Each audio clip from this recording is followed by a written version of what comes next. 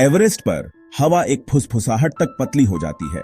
Oxygen किसी भी पर्वतारोही की जीवन रेखा दुर्लभ हो जाती है।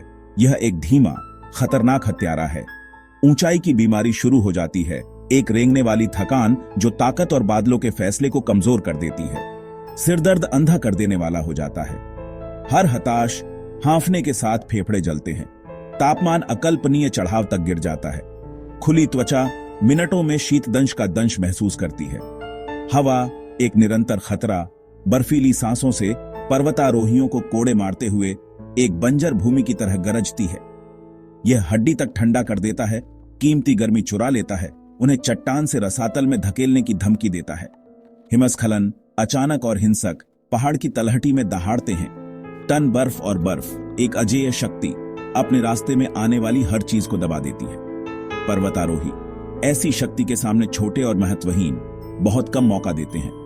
और फिर वहां खुम्बू आइसफॉल है, एक विश्वासघाती ग्लेशियर, बर्फ की एक लगातार बदलती हुई भूल भुलैया।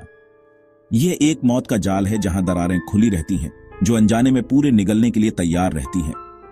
हर कदम एक जुआ है, भाग्य के साथ पासा का एक रोल है। 8000 मीटर से ऊपर डेथ जोन है। यहां पहाड़ अपने शिकार का दावा करता है। जीवन को बनाए रखने के लिए हवा बहुत पतली है। शरीर बंद होने लगते हैं, फैसला लड़खड़ाता है, मतिभ्रम प्रकट होते हैं, मन की क्रूर चालें। डेथ जोन में मरने वाले कई लोग वहीं रह जाते हैं जहां वे गिरते हैं, बर्फ में दबे हुए हमेशा के लिए पहाड़ का हिस्सा बन जाते हैं।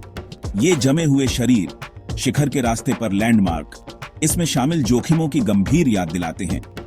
उनकी उपस्थिति भूतियां है, पहाड़ के क्षमाशील स्वभाव का प्रमाण है। हरे रंग के जूते हैं, इसलिए उनके द्वारा पहने जाने वाले चमकीले हरे रंग के जूते के लिए नामित किया गया है, जो उनकी तरफ मुड़े हुए हैं। वह पर्वतारोहियों के लिए एक रुग्ण मार्कर बन गया है, जो आगे आने वाले खतरों की याद दिलाता है। उनकी कहानी कई अन्य लोगों की तरह एक सतर्क कहानी है, पहाड़ की शक्ति की एक कठोर याद दिलाती है। उनके चेहरे मौत में विकृत उनके अंतिम क्षणों के साक्षी हैं। उनके गियर उनके चारों ओर बिखरे हुए, उनके छूटे हुए सपनों की एक मार्मिक प्रतिध्वनि। वे एक मौन चेतावनी है, एक कठोर अनुस्मारक है कि एवरेस्ट कोई दया नहीं दिखाता है। भाग 4, हवा में फुसफुसाहट, विश्वासघात के शेरपा किस्से। शेरपा लोग, जो एवरेस्ट को चोमोलुंगमा, दुनिया की देवी मां कहते हैं, लंबे समय से इसके खतरों के बारे में जानते हैं। उनकी किंवदंतियां तामसिक आत्माओं, पहाड़ के संरक्षकों के बारे में बताती हैं, जो उन लोगों को दंडित करते हैं जो अपने पवित्र घर का अनादर करने की हिम्मत करते हैं।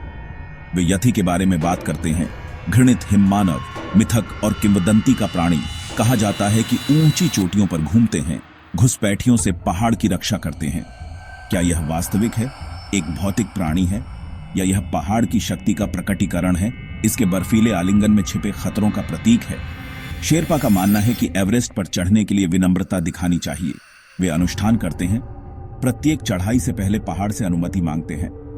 वे मनुष्य और प्रकृति के बीच नाजुक संतुलन को समझते हैं, अहंकार और महत्वाकांक्षा से आसानी से बाधित संतुलन।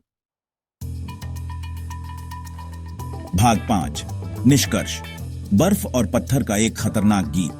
माउंट एवरेस्ट लुभावनी सुंदरता और भयानक शक्ति का स्थान बेकन करना जारी रखता है। पर्वतारोही इसकी चुनौती, इसके आकर्षण के लिए तैयार, इसके शिखर की खोज में अपनी जान जोखिम में डालते रहेंगे। वे रोमांच की प्यास, अपनी सीमाओं का परीक्षण करने, दुनिया के शीर्ष पर खड़े होने की इच्छा से प्रेरित हैं। लेकिन एवरेस्ट भेदभाव नहीं करता है। यह महत्वाकांक्षा, अनुभव, प्रतिष्ठा की परवाह नहीं करता है। यह प्रकृति की शक्ति है, कच्ची और अदम्य। यह सम्मान की मांग करता है, और यह उन लोगों पर भारी पड़ता है जो इसकी ढलानों पर अतिक्रमण करने की हिम्मत करते हैं।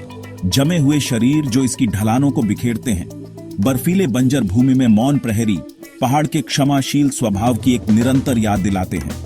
वे मानव आत्मा की जीतने की अदम्य इच्छा के प्रमाण हैं, लेकिन महत्वाकांक्षा और मूर्खता के बीच की बारीक रेखा की एक सतर्क कहानी भी है।